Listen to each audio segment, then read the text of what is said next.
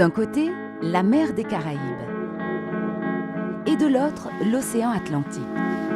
La Martinique possède de nombreux spots de plongée pour tous les amoureux de la mer. Mais sous la surface de l'eau vit une espèce invasive que l'on retrouve sur toutes les côtes du territoire, jusqu'à 300 mètres de profondeur. Le poisson-lion est une rascasse. Il possède 13 épines venimeuses qui forment une espèce de crinière, comme un lion.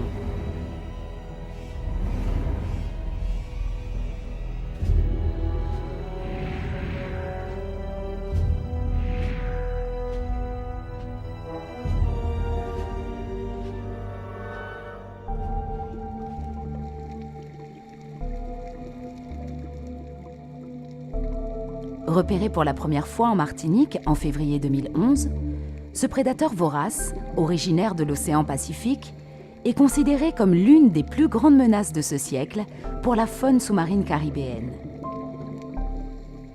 La conquête du poisson-lion débute en Floride, aux États-Unis. C'est l'une des invasions les plus fulgurantes jamais observées par les biologistes. Son introduction dans les eaux caribéennes est imputable à des aquariophiles amateurs de poissons exotiques qui auraient relâché ces poissons dans la nature. Une invasion qui se fait aux dépens des espèces de poissons natives présentes sur les récifs et parfois même dans les mangroves. Ne possédant aucun prédateur à l'âge adulte, grâce à ses épines qui lui confèrent une protection, le poisson-lion est un carnivore insatiable qui consomme majoritairement du poisson et quelques invertébrés. André, plongeur professionnel, a vu l'invasion de cette rascasse et ses effets sur l'écosystème sous-marin. D'un point de vue écologique, on peut dire qu'il est en train d'éradiquer l'ensemble des espèces du bassin, enfin de la Martinique, puisqu'il tue jusqu'à 85% des espèces qui l'entourent. Nous avions ici un ensemble de petits poissons qu'on appelle la pisquette. Ce sont des tout petits poissons qui sont en surface, donc c'est vraiment des poissons de surface.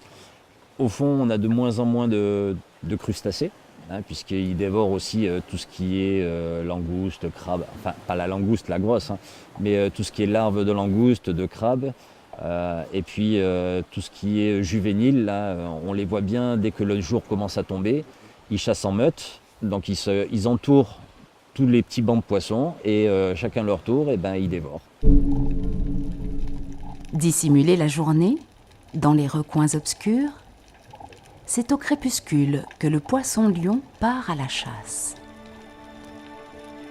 Grâce à son énorme gueule, il peut engloutir des proies qui peuvent atteindre jusqu'à la moitié de sa taille. Dans les zones envahies, un seul poisson-lion consommerait plus de 40 proies par jour sur les récifs de la côte Caraïbe de la Martinique. Le seul moyen de lutte contre ce fléau reste la chasse. André est l'un des premiers plongeurs en Martinique à avoir reçu par décret préfectoral l'habilitation pour le chasser en plongée. Pourtant, malgré ses efforts, il constate, comme d'autres, impuissant, l'explosion du nombre de poissons-lions. Le secret de cette prolifération se trouverait en partie dissimulé à l'abri dans ses entrailles. Donc on va essayer d'en disséquer un pour voir ce qu'il a mangé. Donc bien faire attention à ses épines. Ouais, on dirait des œufs. Des œufs. On dirait des œufs. Donc ce sont des œufs de Ptéoris voluptan. C'est une femelle qui était prête à pondre. Donc là, on vient d'enlever une bonne partie de poisson-lion qui aurait pu éclore. Une femelle peut produire jusqu'à 30 000 œufs par ponte tous les 4 jours. Fécondés par les mâles, puis emportés par les courants, ces œufs sont disséminés dans toute la Caraïbe.